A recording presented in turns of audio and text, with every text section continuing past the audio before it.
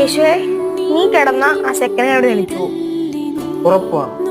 പറയുന്നത് ശിവാനി ബാലചന്ദ്രൻ നമ്പിയാ. എന്നാ കിടക്കാൻ പോണത് കേശവ ബാലചന്ദ്രൻ നമ്പിയാണ്. നീങ്ങ മാറും ആറ് കാലം കണ്ടിട്ട്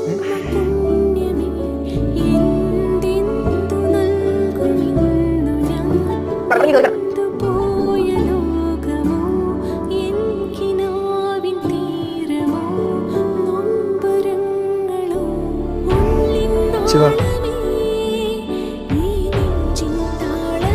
നീ റൂമിൽ പോയി കിടന്നോ. ഞാൻ എന്നെ ശല്യപ്പെടുത്താൻ പറഞ്ഞില്ല.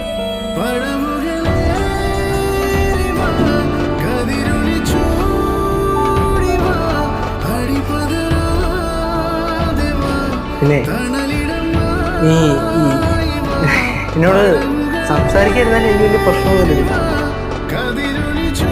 വെറും